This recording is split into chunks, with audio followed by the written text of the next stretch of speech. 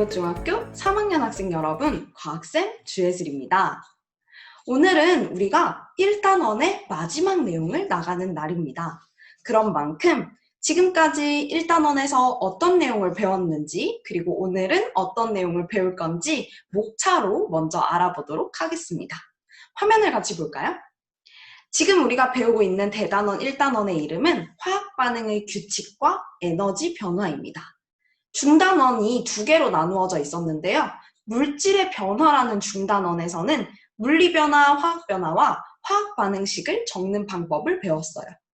그리고 중단원 2단원, 화학 반응의 규칙과 에너지 변화, 이 단원은 크게 두 개로 나눠서 생각해 볼 수가 있는데 규칙과 에너지 변화 이렇게 볼 수가 있습니다. 지난 시간까지 배웠던 이 세 가지 법칙은요. 화학 반응이 일어날 때 규칙에 해당하는 내용이에요. 그리고 이번 시간에 배울 이 에너지 변화에 대한 내용이 요 내용입니다. 그리고 오늘은 우리가 요 내용에 대해서 배워보도록 하겠습니다. 오늘 수업을 나가기 전에 질문을 하나 던져볼게요. 지금 화면에서 보이는 모닥불 주변에 있으면 우리가 온도를 어떻게 느끼나요? 굉장히 따뜻하다 느끼겠죠? 모닥불 주변에 있으면 왜 따뜻함을 느끼게 되는 걸까요? 모닥불로부터 무언가가 방출되고 있다. 이것이 정답인데 모닥불에서 무언가가 방출되고 있다. 방출되는 이 정체가 무엇일까요? 우리가 오늘 배울 단원명에서 알 수가 있듯이 여기서 방출되는 것은 바로 에너지입니다. 오늘은요, 화학 반응이 일어날 때 에너지가 방출되거나 흡수되는 에너지 출입 현상에 대해서 배울 텐데 본격적으로 나가기 전에 화학 반응이 어떤 거였는지 다시 한번 떠올려 볼게요. 화학 반응이란 어떤 반응 물질들이 합쳐지거나 분해가 되어서 새로운 생성 물질이 생기는 반응이죠. 반응 물질과 생성 물질이 존재하는 이 화학 반응에서 왔다 갔다 출입하는 에너지가 있다는 것인데 에너지가 방출되는 반응과 흡수되는 반응은요, 각각의 반응 이름이 다릅니다. 이 두 가지 반응을 이번 시간에 배워보고자 하는 거예요. 첫 번째, 에너지가 방출되는 반응 먼저 배워보도록 하겠습니다. 에너지가 방출되는 반응은 우리가 발열 반응이라고 합니다. 열이 막 발생한다는 거죠.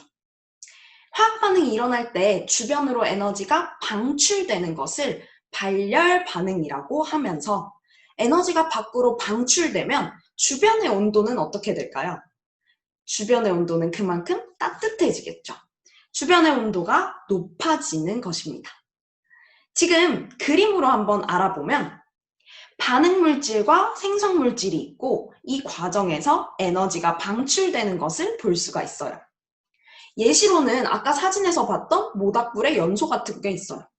근데 이때 왜 에너지가 방출되는 걸까? 그 이유에 대해서 생각해 보면 반응 물질과 생성 물질은요, 각각이 원래 자기가 가지고 있는 고유한 에너지가 있어요. 그런데 이 물질이 변화가 될 때 반응 물질과 생성 물질의 에너지 차이가 있었단 말이죠. 이 차이만큼 에너지가 방출되게 되는 겁니다. 나는 이만큼의 에너지를 가지고 있었는데 생성 물질은 이만큼의 에너지를 가지고 있어. 그러면 이게 변화하면서 이 차이만큼의 에너지가 밖으로 방출되는 거예요. 이 반응, 네 글자로 뭐라고 한다? 발열 반응이라고 합니다. 발열 반응의 예시에는 이런 것들이 있어요. 와우, 굉장히 많죠? 하나씩 한번 알아볼게요. 발열 반응의 예시 그 첫 번째는 연소입니다. 연소, 우리 많이 배웠는데 어떤 기체와 반응하는 게 연소죠? 산소 기체와 반응하는 것이 연소입니다. 산소 기체와 반응해서 빛과 열을 내는 반응. 좀 쉽게 말하면 타는 반응이 연소죠. 나무의 연소, 우리 예시에서 봤던 이 모닥불의 연소를 댈 수가 있고요. 연료의 연소도 말할 수가 있습니다. 연료라는 거는 천연가스 등 이런 연료들이 연소하면서 에너지를 방출하고 이때 발생하는 에너지로 지금 그림에서 보이다시피 음식을 조리할 때 쓰기도 하며 우리 방을 따뜻하게 만드는 난방에도 이용되고 있습니다. 두 번째 반응은요.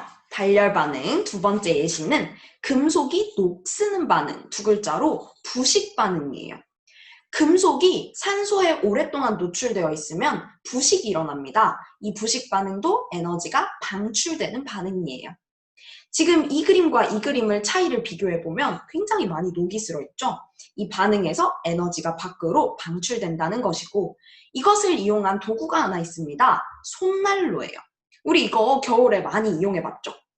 철가루가 안에 들어있고 이거를 막 흔들흔들 하면은 산소랑 반응해서 열이 발생해요. 이때도 철이라는 금속이 산소랑 반응해서 에너지가 방출되는 발열 반응이 일어나죠. 예시 세 번째는 금속과 산입니다. 산이라고 하면 염산, 황산처럼 물에 녹았을 때 수소이온이 발생하는 것을 산이라고 해요. 이 두 개가 만나면 그림에서 보이다시피 막 기포가 발생하는데 이 반응들도 에너지가 방출되는 발열 반응입니다. 네 번째 예시에는요. 산화칼슘과 물의 반응이라고 적혀 있는데 이것은 우리 일상생활에서 어디서 볼 수 있냐면 제설제, 눈이 많이 오는 날 이런 가루들을 뿌리면은 눈을 녹일 수 있습니다. 이 성분의 이름은 염화칼슘이에요.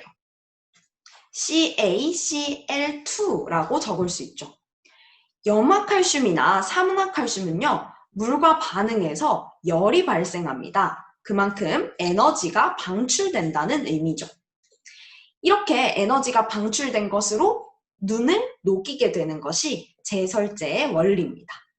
그리고 발열 도시락이라는 게 있어요. 이 밑에 산화칼슘과 물을 깔아두고 에너지가 방출되는 걸 이용해서 음식을 따뜻하게 먹을 수 있는 거죠. 발열 반응의 예시 그 다섯 번째는 산과 염기가 만나는 중화 반응입니다.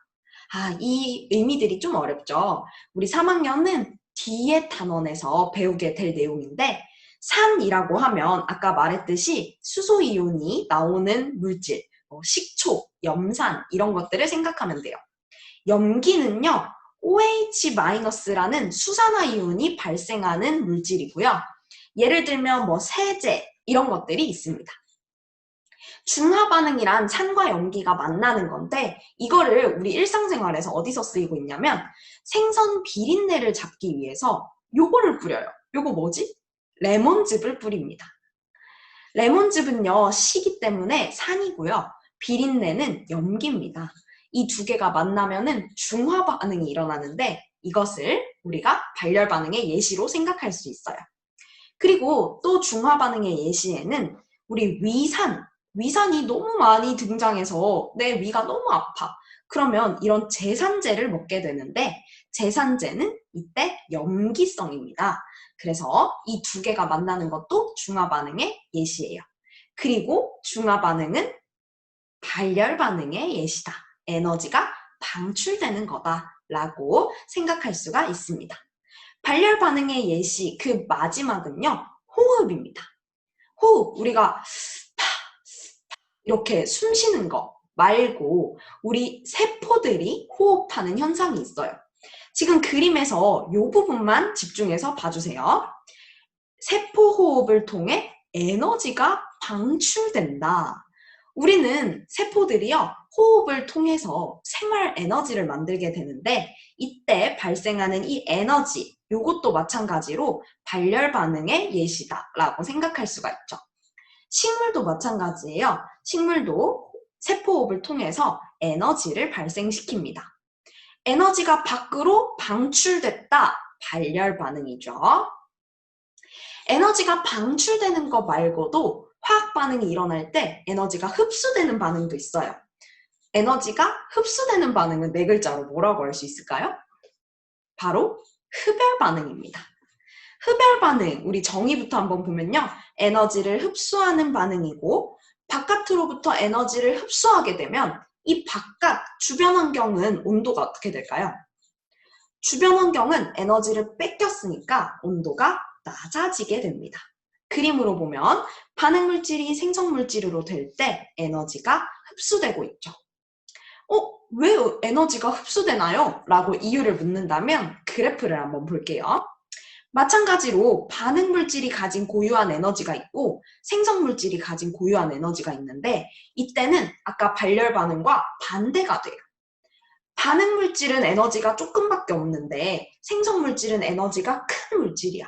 그러면 생성물질로 나아가기 위해서 이만큼의 에너지를 흡수해야겠지. 그러다 보니 이 에너지 차이만큼 에너지가 흡수되게 되는 거죠. 글씨가 너무 두껍네요. 에너지가 이 차이만큼 흡수되게 되는 것, 이것이 흡열 반응이고 우리 주변에서 에너지를 흡수하는 것, 주변의 온도를 낮추는 예시에는 어떤 게 있는지 한번 보도록 하겠습니다. 이렇게 많은데요. 하나씩 볼게요. 첫 번째는 소금과 물이에요.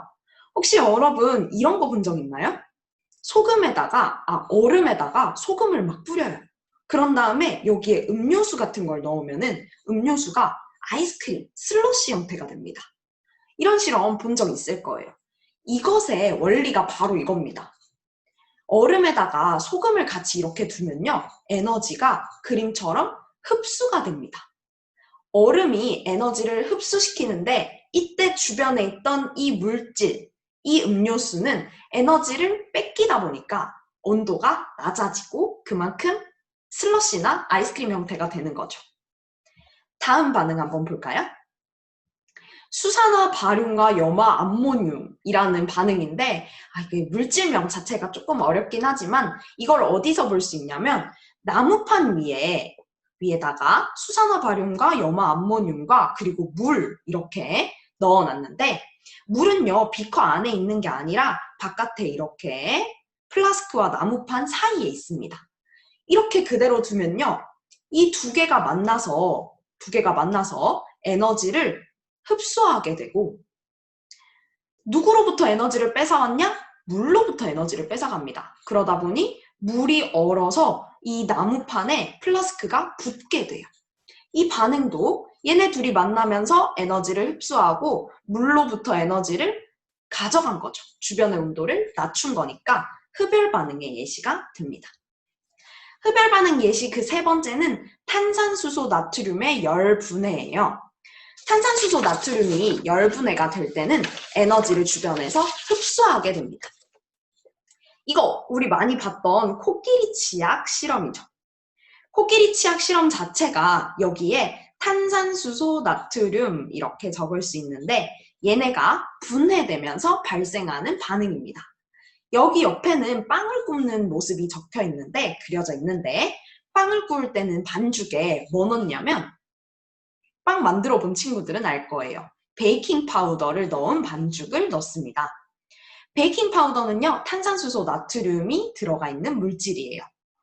이 반죽이 오븐에 넣으면요, 주변으로부터 에너지를 흡수하게 되고 분해되면서 빵 반죽이 크게 부풀어 오르는 거죠. 그래서 얘도 에너지를 주변에서 흡수해서 안에서 분해되는 거다. 흡열 반응이다 라고 할 수가 있습니다. 다음 예시 한번 볼까요? 질산 암모늄과 물의 반응이라고 적혀 있는데 아까 수산화 바륨과 염화 암모늄처럼 이 두 개가 같이 만나면요. 에너지를 흡수합니다. 에너지 흡수. 그러면서 주변의 온도는 낮아지게 돼요. 이 귀여운 펭귄이 지금 질산 암모늄과 물을 넣은 이 냉찜질 팩을 가지고 있죠. 우리도 아플 때 냉찜질 팩을 가지게 되는데 그것이 질산 암모늄과 물이 같이 있어서 주변의 에너지를 흡수하게 되고 나는 차가움을 느끼는 반응입니다. 다섯 번째 반응입니다. 물의 전기 분해. 이것도 물이요, 전기를 받으면 분해가 되는데 이때 전기가 통할 때 에너지를 물이 흡수하게 되고 자신이 분해되게 되는 반응이죠. 마지막 예시입니다. 마지막 예시는 광합성이에요. 우리 2학년 때 광합성에 대해서 배웠죠. 이 그림 정말 많이 봤을 거예요. 여기서 어디에 집중하면 되냐면 여기. 광합성이 일어날 때는 태양 에너지, 그러니까 즉 빛 에너지를 어떻게 하죠? 흡수하게 됩니다. 에너지 흡수라고? 그러면은 흡열 반응이네 라고 생각할 수가 있겠죠. 오늘은요, 화학 반응에서 에너지가 출입되는 현상 두 가지를 봤습니다. 에너지가 방출되는 것, 이거 우리 네 글자로 발열 반응이라고 하고, 에너지가 흡수되는 것, 흡열 반응이라고 할 수가 있습니다. 이렇게 두 개로 나눠서 생각하면 되고요. 에너지가 방출되면 주변의 온도는 그만큼 높아진다는 거. 에너지가 흡수되게 되면 주변에는 에너지가 뺏겼으니까 주변 온도가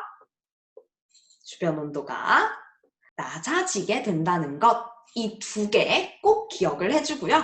각각의 예시를 보고 이게 발열인지 흡열인지 알 수 있으면 됩니다. 우리 주변에서 많이 볼 수 있는 반응들, 화학 반응들이 에너지가 그 안에서 흡수되기도 하고 방출되기도 한다는 거. 이 부분 꼭 기억을 해주세요. 오늘 수업은 여기까지 할 거고요. 다음 강의에서 오늘의 과제가 안내되어 있으니까 확인하고 과제 제출까지 완료하면 되겠습니다. 그럼 수고했습니다.